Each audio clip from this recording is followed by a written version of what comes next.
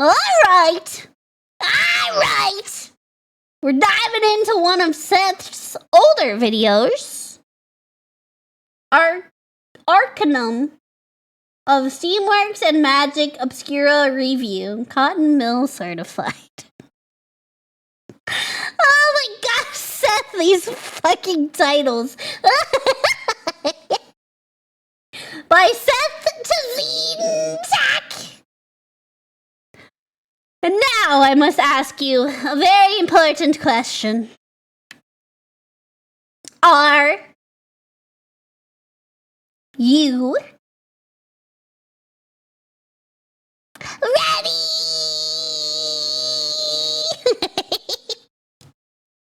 We're gonna dive right into it. I know nothing about this game. Until today, I have never heard of this game. I know it's an older game, but I know nothing about it. Oh my, look how fancy Seth looks. Oh, you got a little doggy too. So fancy, so fancy. Hey people, Seth here. Today, I'll be covering an older CRPG, which still has its own gives kind of like RuneScape vibes, like just the graphics alone. Seth here. Today, I'll be covering an older CRPG, which still has its own faithful cult following. A game where you can greatly expand on your English lexicon, promote Marxism among the impoverished, working class orc, and of course, have cheap, carnal relations with sheep. Well,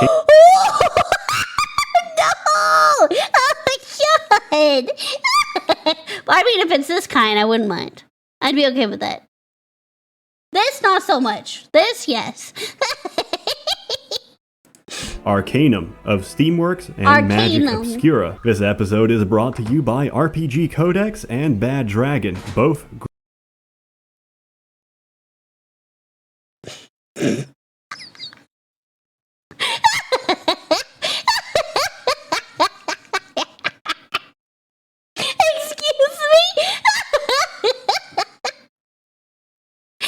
What? This episode is brought to you by RPG Codex and Bad Dragon. Oh my god, of course it's... Of course. I don't expect anything less from Seth. Both great gaming websites. Yeah, totally.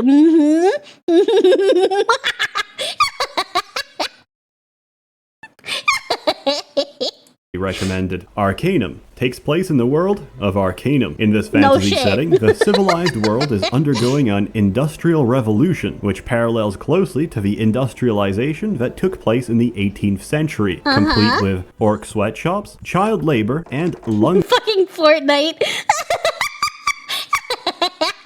in the 18th century, complete with orc sweatshops, child labor, and lung cancer for everyone. What a great time to be alive, provided you're not a working class peon with a limited life expectancy. However, there's a problem. This world has magic, and magic doesn't exactly coexist well with technology. Technology in Arcanum is just... You like my steam engine? It mine. I keep it clean. It run good. the broad term for utilization of the natural sciences to do stuff, while magic relies on the violation of these natural principles. Why are they beating them up? Why are they beating up an ape? Put them together in a system, and everything fucks up. Toss a magical artifact too close to a steam engine, you'll loosen and displace the gears, make the engine run too fast, or make the fuel chamber overpressurize and explode. So, mixing the two is generally a bad idea. And while a lot of people benefit from the increase in tech, some are extremely salty about it. Spells and shit don't work near industrial cities. Healing and resurrecting people by waving your hands no longer does anything. You instead have to rely on barbaric practices like medicine and surgery. Maybe they'll even start demanding you to be a licensed professional. God dang it. Healing solve. Healing wounds quickly and easily. Taking full advantage of the natural healing properties of Ginkgo root and Kadura stem, this elixir restores one's health and biological energies without rest or prolonged hospitalization.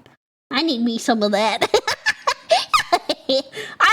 like 20 of that, actually. Whatever that means. Back in Uganda, you could freely practice sorcery and trepanning with just an associate's degree in witchcraft. Dang it, Seth. Uganda National University, AWS, Associate in Witchcraft and Sorcery. Everything about this changing world comes together over the course of the story, in which you can play a single, fully customized character. Ooh. There's a huge variety of options for designing your own character, which are determined by race. In no particular order, these are humans, proud, noble, and forward-thinking when it comes to tech. Right. Elves, proud, noble, but regressive Luddites that hate tech. They live in the forests and chew on bamboo. Dwarves, similar to elves, just shorter, with fatter cocks. Half What? How do you know that?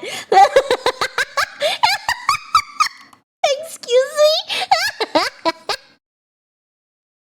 What? Are you talking from experience? There, Seth, huh?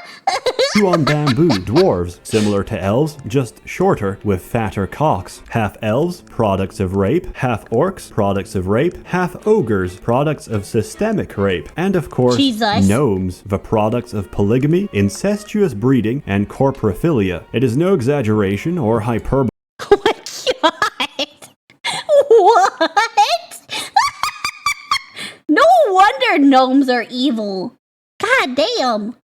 No wonder. Polygamy, incestuous breeding, and corporophilia. It is no exaggeration or hyperbole that all evils of the world are endorsed. It's true. It's true. It's fucking true. Yep, he's not wrong. Those fucking gnomes. It is no exaggeration or hyperbole that all evils of the world are endorsed and committed by gnomes. A gnome feels no He right. empathy nor remorse. No common humanity that separates us from simple beasts. The only love a gnome can feel, if you dare describe it so, is that for money. A gnome would sooner sell his own mother for a pouch of silvers than do a single good deed in his entire gaping hole of an existence.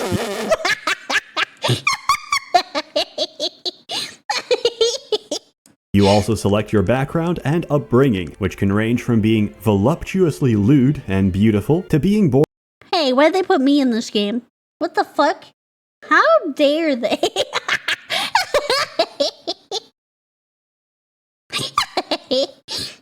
And upbringing, which can range from being voluptuously lewd and beautiful to being born as a mentally stunted, special needs child. The story goes that you How dare they put me in this game?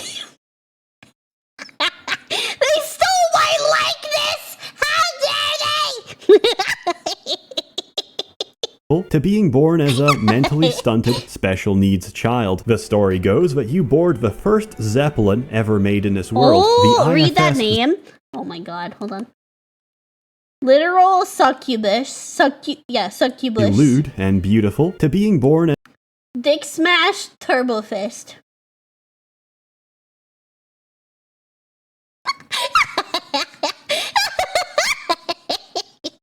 Fitting name. I love it. Damn, they put you in twice? They stole my likeness twice. God damn, man.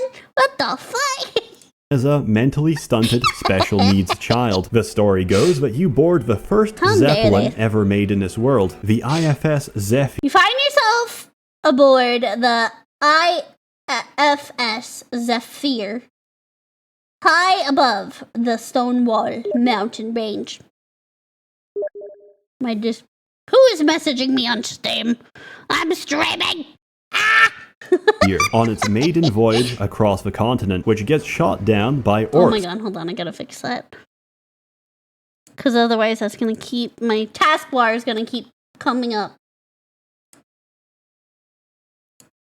Okay. Flying fighter planes, who are later identified as brothers Jihad al-Nuri and Hussam al-Muradi. Oh my god. Oh my god.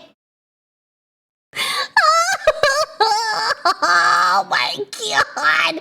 Oh, Seth. who are later identified as brothers Jihad al-Nuri and Hussam al-Muradi. The orcs aren't very good at flying, so the attack turns into a suicide bombing, or as we refer to it in Arcanum, an isolated incident. Anyway, these orcs commit 2 isolated incidents, which result in the Zeppelin exploding and killing everyone aboard, except you. You live. Then, a gnome dying in the wreckage asks you to deliver a ring back to its rightful... The one true ring? Oh yeah? This story is sounding kind of familiar. Owner, with your only clue being the manufacturing signature of the company that made it. This sets off a chain of events and an unfolding conspiracy against not only the modernized world, but the entire living world itself. The first time I played this game many years back, I had no idea what I was doing, but it turned out I knew exactly what I was doing. Arcanum is one of the rare games Garin Ringsberg heist painting stolen! Oh my god! out there where playing a pure charisma... Wait, what was his name? Chad McChadwick. I love it. Fitting. Chad McChadwick. He's got a fancy mustache. Pure charisma build is not only viable, it's optimal. With every 3 points of charisma, your character can recruit an additional NPC into the party. He's gonna make a cult, isn't he?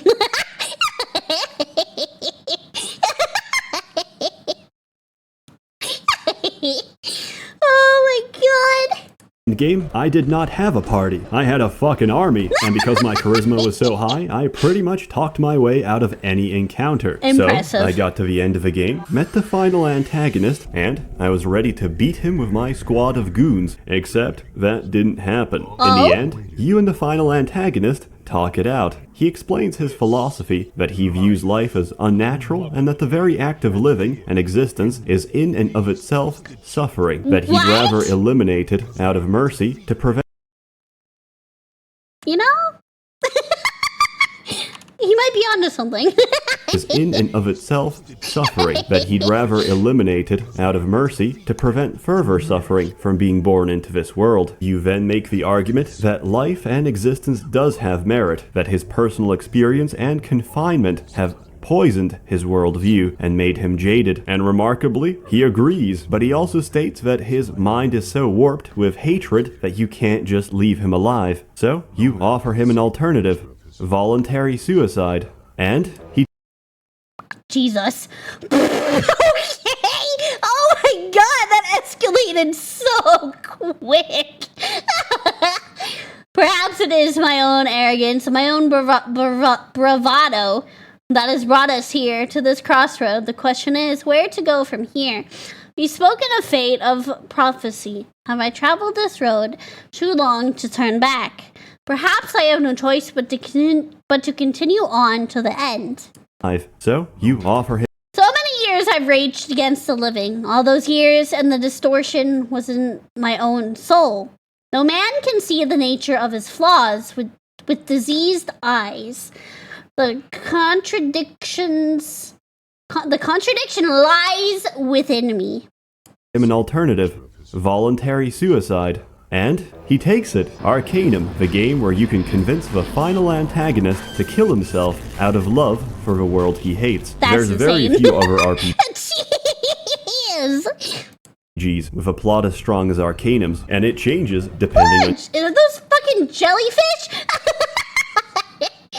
Why are we fighting Why is the Hulk fighting jellyfish?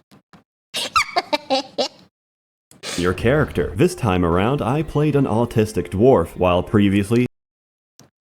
You don't have to call me out, Seth. God damn. Why is this playthrough so personal?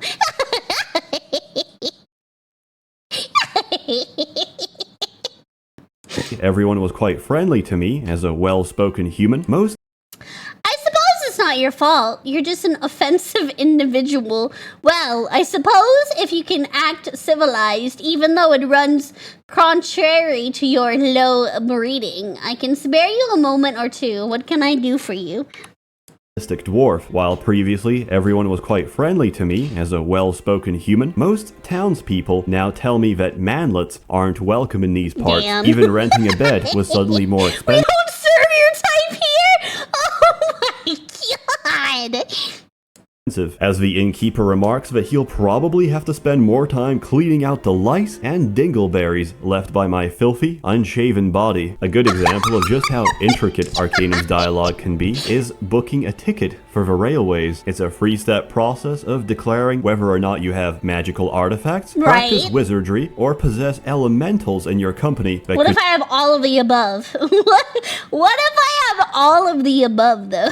Magical artifacts, practice wizardry, or possess elementals in your company that could dangerously accelerate and derail the steam locomotive. If you're clean of a supernatural, you get to ride first class close to the machinery, while wizards, to put it bluntly, ride the back of a bus for everyone's safety. And if you lie about it, the conductor will find out. This game is fucking wild, bro.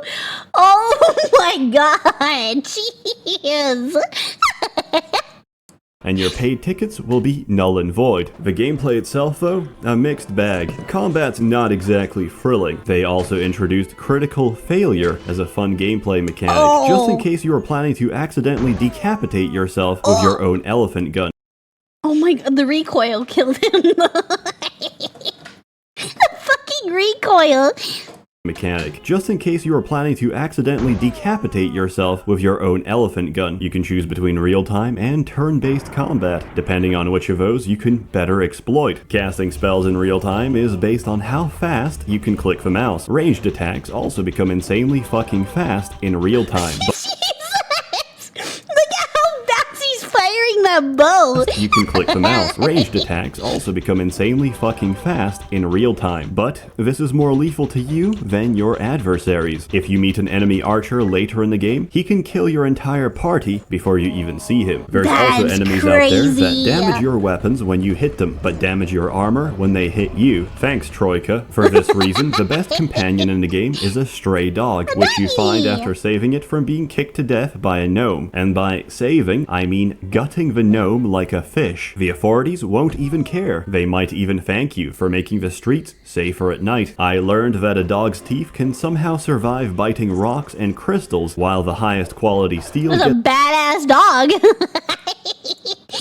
shattered from smacking windows and furniture. The AI in this game is fantastic. NPCs can't establish causality between events. Amazingly, NPCs will be more alarmed to see you prowling around than hearing a set of dynamite charges detonating their bedroom. Sneaking is completely broken. Even with mastery, you can be spotted miles away. So, if you want to break into someone's house, a safer way to do it is break their windows while they're not looking with a stealthy weapon, such as a shotgun, and then wait for them to sleep. NPCs are very deep Oh, my wife and son are dead. Time to get cozy! sleepers, and they don't give a shit how much noise you're making. Clunking around in full plate mail, looting all of their belongings, stealing from them is completely risk-free. You can even use their own gold to finance purchases from their own store. The game has That's great. Oh my god. It's a very interesting color palette of gray and brown, and sometimes green if you're lucky enough to be in a forest. The UI is also gray and brown. It's not ugly by any means. I'm just saying that if Arcanum was a woman, it would be a very plain, dog-faced woman. But you're already married to her, so you learn to accept it and move on. It doesn't help that Arcanum's soundtrack is quite moody and melancholic. If I could describe it, it would be like the mental orchestra that plays inside a child worker's head as he attempts to carefully dislodge cotton from running machines, hoping and praying that his hand doesn't get amputated while reaching between the spinning gears. So, usually I just turn off the music and switch it with something more soothing from another RPG. Oh my god. Evergrace original soundtrack. Much better. Traveling through the world map is done by plotting waypoints and works exactly the same as Fallout 1 and 2. Luckily, there's no urgency to meeting your objectives, so you don't have to worry about racing across the map to finish the main quest. You're very free to travel and encounter quests in any order. Arcanum also lets you plot waypoints inside of the map as well, which is really handy to help you navigate huge cities and reduce the pain of backtracking. You could also just be a mage and learn how to teleport. There's a lot of schools of magic, they're not essentially That works too! all equal, and that's because the necromancy school exists. At level 1, it lets Necromancy! Oh, sign me up. Hell yeah. Cast Harm, and Harm is the strongest spell in the game, but it will fuck up your index finger real fast. Power comes at a price. More interestingly, you could also get Conjure Spirit from the same tree. What if I told you someone decided it was a great idea to write a fuck ton of dialogue around a single spell? Because that's exactly what they did. Conjure Spirit lets you summon the souls of minor and major plot characters. What happened to me? Oh, the ghosts are all talking. What happened to me? Help me, please. Arg, the pain. Please release me. I will not hurt you. As long as you can find their body, and then you can interrogate them for clues. Oh my god. That's fantastic. I had a conversation with Arbala. You are a liar, my friend. I need to talk to the friend that killed you. I will go now. For clues, advice, and information that normally you'd never get. I talk a bunch about magic. What about technology? Well, with technology, you get schematics that you can craft Spike and trap. manufacture. Strong poison. If you've got the scientific electric light, handcrafted flintlock. aptitude. And that's about it. You can make anything from Molotovs, dynamite, cocaine, flamethrowers, tranquilizer darts, to even mechanized Oh, arachnids. hell yeah. There's a lot of schematics to purchase and obtain, and the crafting system is a lot of fun. Unfortunately, some of the components are extremely rare and only spawn about 10% of the time at inventor shops, making it very difficult to build an army of steam-powered robots. But if you somehow do figure it out, tell me, because they don't count to your party limit, so they're potentially infinite. Key bindings. Oh my god. So you can just have an unlimited amount of automatons. That's amazing. Difficult to build an army of steam-powered robots, but if you somehow do figure it out, tell me, because they don't count to your party limit, so they're potentially infinite. Key bindings can't be remapped, and there's a lot of them, so please check the manual. Holy shit! That is a lot. Oh my god. Good lord. You can't remap them? Oh. I mean, I know it's an older game, but that sucks. To see all the keys. Speaking of a manual, the Arcanum game manual is fantastic and probably one of the best I've ever read. The whole thing is about 180 pages explaining you the lore. Holy shit! It does look really fancy though. The setting and the races of this world, and illustrating the dilemma between magic and technology. It's even got a fucking banana bread recipe in there. Wait, I need this now! Oh my god! I fucking love banana bread. I fucking love banana bread. Yo! At the end, I tried it. It was pretty good. So for It looks once, fucking please good. read the manual. It's great. My only word of warning, this game can't run on modern systems. So if you install the good old games copy, you'll have to run it using safe mode. Final score. Hold on, what did it say? Not true. Not true. Follow instructions in the description below. It'll give you modern OS and widescreen support. Mode. Final score. Good out of very. Arcanum. It's a great game. Very dated by modern standards, but the writing, the plot, and the dialogue keep it fresh. Buy it. Play it. It's super cheap on sale, and you'll easily sink several dozen hours into it. And remember, a good gnome is a dead gnome. Also, He's right! He's right though. He's fucking right. so, I now have another channel. This is a backup channel, just in case anything goes wrong. Please subscribe, you won't regret it. Long story short, it is the opinion of a merchants guild that my channel is the target of an anti-Semitic attack by extremists who hate Israel that are taking time to mass flag each video. I know, it's annoying, but let's make the best of it. And as always, more content to come, so stay tuned. A warm thanks to the many members of the merchants guild, generously funding and bankrolling these videos. You're all truly wonderful. No, Have a good you are one. wonderful, Seth. This video at the end.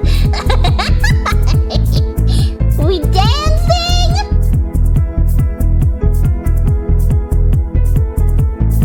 Ba, ba, ba, ba, ba, ba, ba, ba.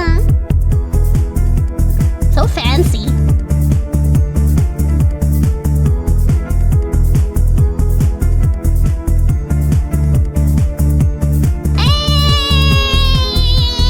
Look at them go! They're killing it. Yeah!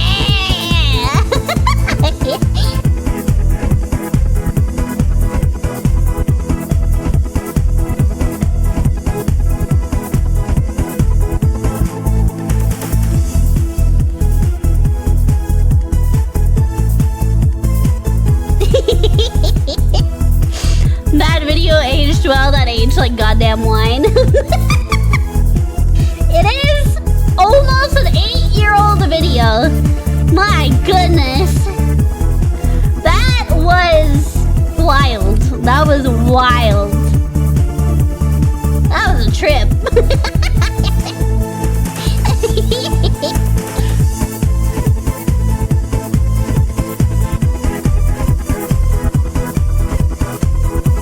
That was certainly a trip. Oh my goodness.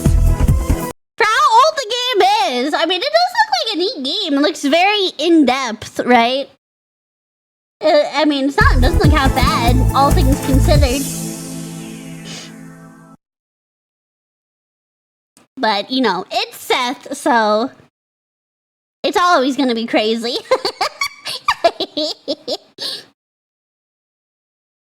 8 years ago, it was 2018. Yep. This video was posted October 23rd, 2018. So almost coming up on 8 years. That was another good one from Seth, as always. As always, another fantastic one from Mr. Seth.